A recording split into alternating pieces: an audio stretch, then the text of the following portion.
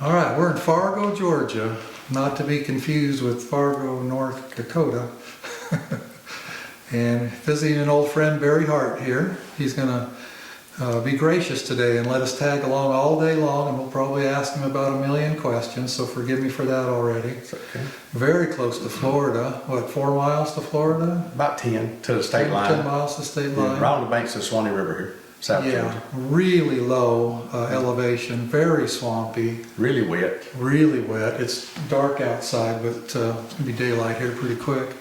And we're going to just watch them clean bees, get them ready for California, maybe look at your honey house a little bit. Pressure wash the bees, get them all cleaned up, shined up, spray them with a little ant stuff to run ants off of them, and load up, and I'll stay around and help us load We them. will stay all day long Okay. if we can see all that. So explain what's going on here. These bees are getting ready to go to California right now. We bring them in from the bee yards. These particular bees that had got wet where they was at, and I need to get them out a couple of weeks ago, so they've been sitting here. But we just bring them in, or either wash them in the bee yard. We pick them up with the forklift, pressure wash everything, put them on the cages, wash everything underneath them, and just to get all the ants, all the debris out. So are they blasting between the boxes? They blast too? it between the boxes, and He's catching that over there? Yeah. it's but we do every pallet. So usually we send about 7, 8 semi-loads of our own bees to California. So we've got 80 pallets to a semi-load. So we're looking at having to do at 500 pallets. So 80 pallets times 6, that's 480 80 colonies pallets. a load. Okay. So, you know, back when I was in Oregon, I had 6-way 10 frames, and you get more on a truck. So, but I had the forks going the other way. Well, when I first built my 6-way pallets, I had my forks coming from the side. Yeah. Well, being 8 frames in there, I had the trucks. Yeah. I had that, and actually I can put more on a truck now this way than when they was turned this way. So Yeah. Well, with 10 frames, it's just the opposite. But yeah. And these 6-way pallets, everybody laughs at my 6-way pallets. No, I can get move it. bees Yeah, faster. Yeah. They're more stable, and we can load a semi in just 30 minutes. So people ask me, you know, why would you have 6 or why would you have 4? And my explanation is if you're moving a lot like you do, That's right. you know, like when we used to move into the almonds, some of those rows were a 1/4 mile long. Right. Well, every time you pick up a 6-way pallet or 2 of them, you're picking up an extra pallet right. of bees. Plus you can get more on a That's truck. what I tell everybody. I say every 2 pallets I pick up, I'm picking up 2.5 pallets. If you look close, that's 7 and 5/8 supers. It's not common, but you can actually buy them, and you can get the frame parts from Daydan. Or is that the only? Yeah, I can buy the assembled frames from Daydan and Melly. Yeah. And so if I was running 8 frame, I would probably choose that, but 10 frame, that'd be a little heavy. It's a little heavy. Years ago, I'd run a double 8 frame for high body. 2 8 frame 3/4 Yeah. is the exact same square inch on the inside as a story with a shallow super on it.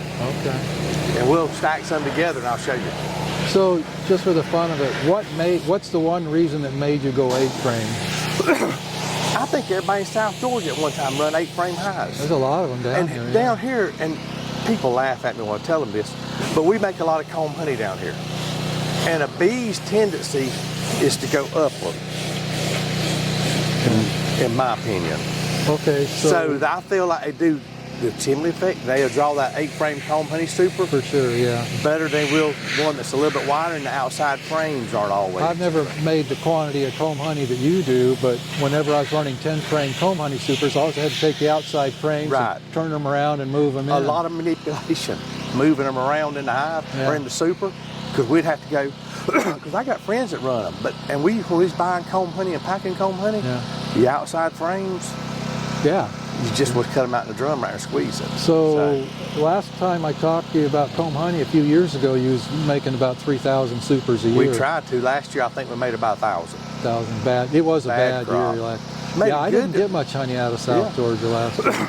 Made a good Gallberry, a liquid honey crop, but our comb honey never got finished. We got probably 1,600, 1,700 supers we put on. That we got it tacked to the bottom good. And draw just a little bit, put it back in the room back there. And that's all shallows. Shallows. Right? Yeah. 5 inch. Yeah, no, I kind of get the 8 frame. Some people say the bees do better in an 8 To frame me, box. and when I first got them, they was on bottom boards. Oh, yeah. So picking them up, and that's the reason I went to the handles. I put handles on everything because I had to pick them up and load them by hand, and it was quite a job. So that's all HDO lids? I see you got a 3/4 inch rim.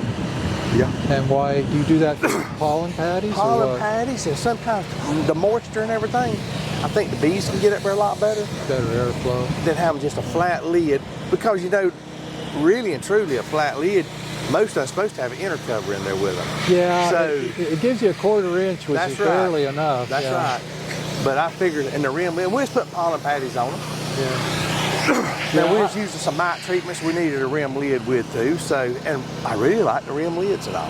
Well, I really like them except for one thing. You know, several years ago, all of our colonies had a 3/4 rim. Right. But we were making so many nukes and finding so many queens, I got sick of trying to find a queen who was up there in the bird home. Yeah, like search and search and search, and there she was in that bird home. She fit that lid right there. Yeah. Toad cages make good wash stands. Yeah, I see that, yeah. So when you set them back down, you're setting them on plastic? We're setting them on ground cover. But my semi-yard, I got ground cover and the shipping pallet and the bees on it. That way if it rains, we haven't got grass washing up on our pallets right here. We've already cleaned them. So. Yeah. So it's a little cool this morning. I guess if you were doing this on a warm day, the bees would get pretty upset.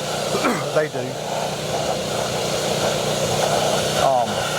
What do you got? So how many? Okay, you told me 7 or 8 loads into California, so that I can do the math. But out of your whole outfit, what percentage go to California? Probably 80%. 80%. Yeah. Do you not send the other 20 because they're not big enough, or you just kind of hold them back? Hold them back. Yeah. We try to hold back 300 or 400 doubles. Yeah. Because I got some early queens. Okay. So we'll start. Then we'll start pulling our nooks for some spring contracts we got. So. But I like to keep my doubles here, so I hate to leave the tie-tie. I like the tie-tie, so we make good tie-tie honey. Yeah. I make good splits with the tie-tie. I don't like tie-tie honey, but I know you make a bunch of I like to make a bunch of splits off of the tie-tie, so it works good for us.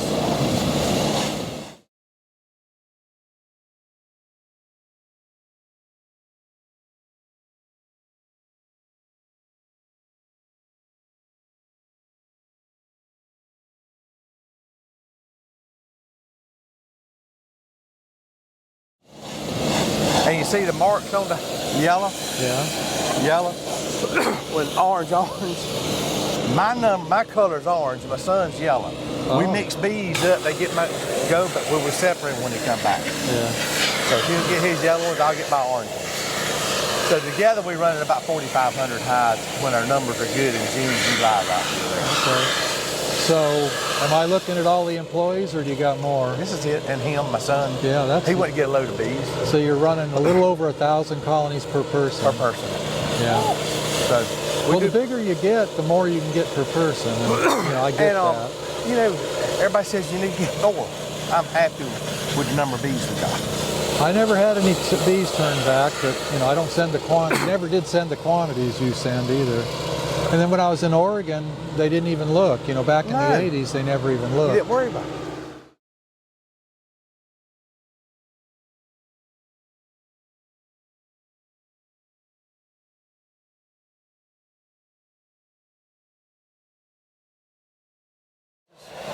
I used to use aluminum paint, but now the pressure washer, you'll look, see where it's blowing the paint off the bottom of the box, under the brand. Going back to latex-based paint. Like acrylic latex? Acrylic latex. So you used to dip a lot in wax. There's some right there. I probably dipped them 20 years ago. So why? I need to get back to doing it. Let's back up where it's a little quieter. There's one there, and there's one down there, and I wish I was still doing it. Oh, you like the wax? I like the wax better. They get a little dingy and dirty, but they last longer. I very seldom find a rotten one in boxes. So are you dipping the painted ones in copper naphthalate? Copper naphthalate with the mineral spirit. If they can start at daylight, they can probably get 5 yards washed, 5 20 pallet yards. They can do about 100 pallets a day. Okay. On a good day. once I asked you why you weren't running 45s or 5500s, and you said you like the 1-tons and you just overload them. That's right. All mine's 350s, except I got one 450 around here. That's because the employee wanted a 450, and he's a good employee. Okay. And I got him a 450. We're not running the roads like we used to. Yeah. So the newer trucks we'd send to Michigan, but the older trucks we just keep running down here. I mean, when I was in Florida 9 months out of the year, I was replacing a truck or two a year. Yeah. I was wearing truck jobs. Yeah. How many trucks you got right now? 6 or 7. I think. 6 or 7? 7. 7. How many Hummerbees you got? How many what now? Hummerbees, 4 We've got 3 Hummers. 3 Hummerbees. 1, 2, and there should be one back out there when we get out there. So. I see a Chinese tallow tree. How much of that is in this area? There's not a lot of it here, but I know a lot of people goes to South Carolina to the tallow. But you get around some of the cities like Jacksonville, some of the larger cities, there's more tallow than people realize in the wetter areas. Well, what I'm understanding is that this stuff's creeping. You're going to have it here eventually. Yeah. It's here, and they're trying to eradicate it. Yeah. Trying to eradicate it. I get it. They say it's screwing up the ecosystem.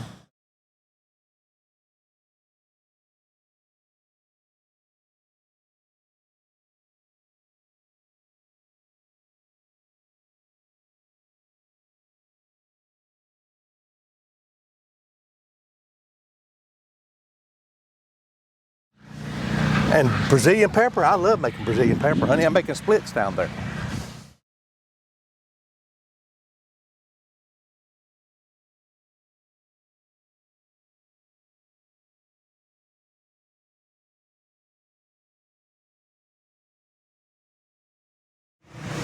Okay, so is this all these little sprigs? This here's palmetto, and that's andrometer. It's what again? Andrometer. Andrometer? Yes, sir. What's that do? It's just a wildflower that grows down here. It'll start blooming here in about 3 or 4 weeks. Okay. If you look, there's probably some buds already coming out of it there. See it here? It has a bloom that looks like a blueberry bloom. Okay. Hangs down like a bell. And where's the gall? All the gallberries is green back here coming up. That's the oak tree, but just most all this stuff here is a gallberry. Well, you guys got a real blessing with this gallberry because it's so late. You can have a colony swarm and still be back in shape to make gallberry. Make gallberry. That's the reason we try to split everything before the gallberry. So right here where we're standing, when does the gallberry bloom start? Starts around 15th April. 15th of April and goes till about what? End of the first week in May? No, it'll go usually about the 20th to 25th of May. That's a long bloom. Yeah, and we got a long, because we got some right across the state line and go north to Pearson, and it actually takes about a week from that bloom to get to there. A lot of times, from north to south, south to north. I made gallberry a couple of years, and it's just so far from home. Yeah. I think, you tell me if I'm wrong, I think it's the most dependable honey crop in the state of Georgia. Probably is. It's got to be. Yeah. I mean, you don't make it every year, but the odds are pretty good. You make something every year. Yeah. But we go from what I call our good honey. We go from black gum, which is good honey. That's some of the best. Some of the best. Then go into the Tupelo. Yeah. Gallberry. Then we go into the palmetto. Got palmetto. So we got 4 honeys into one crop right there. Really, if you look at the black gum. And our Tupelo, our creeks and rivers, we do pretty good, but we can't classify it because it's all mixed in with the black gum. It's just wildflower. Yeah. And it's good wildflower. It's good.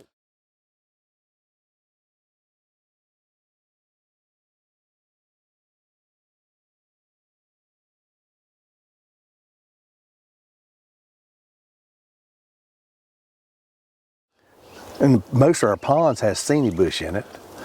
You know what senny bush is? Holly? I've heard, yeah. Okay. Got a little tiny leaf. So that gets thrown into the mix. That's nice light honey too. Really light, yeah. I got some half a load of that from Ray in Florida, and I was surprised. It was really good.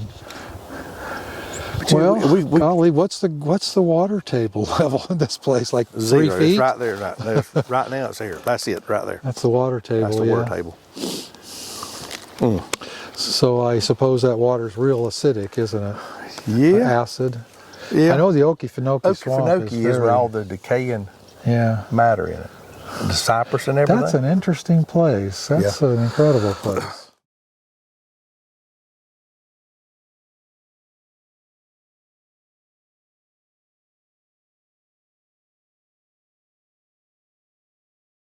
supposed to be. Do you, a stupid question probably, do you have gators here? Yeah. Yeah, I thought you probably did. We got several.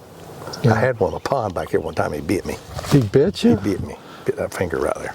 Really? Well, what were I you was trying to feed him.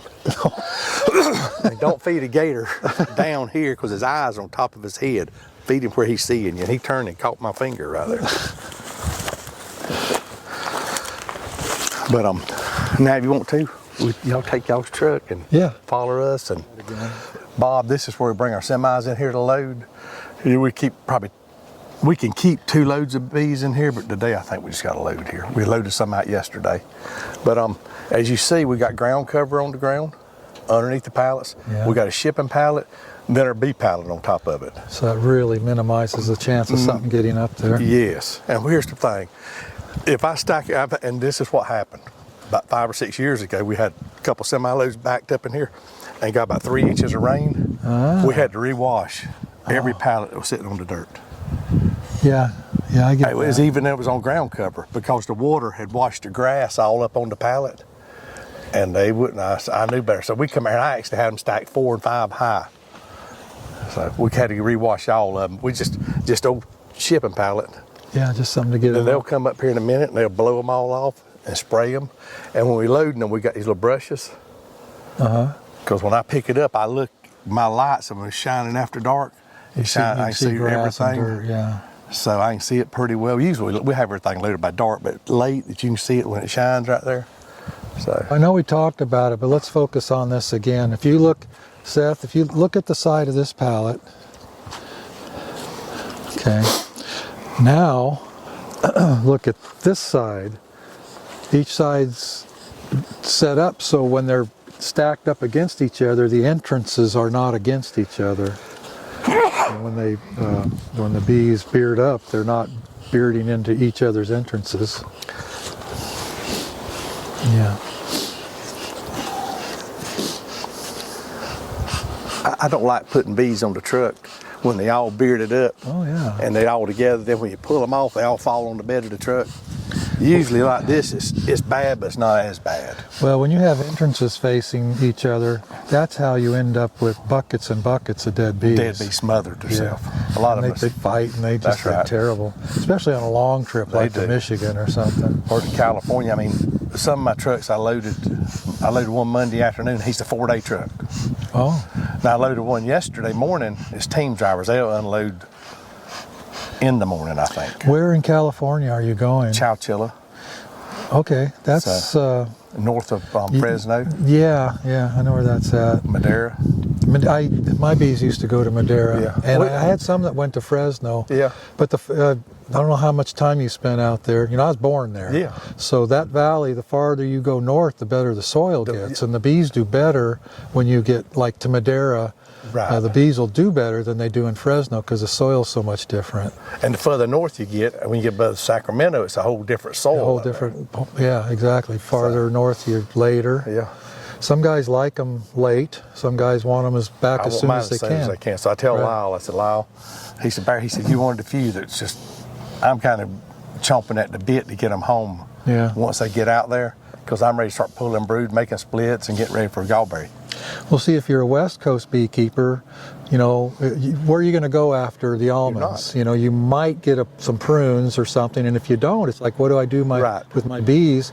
And then some guys go to Washington State and do apples, and you got this big time period in between. So you'd prefer getting your bees a little later. Mine. Yeah. I want mine early, they want theirs later. Yeah. So he knows who's wanting their bees. He knows I'm chomping at them. By then, I'm already tired of doing something.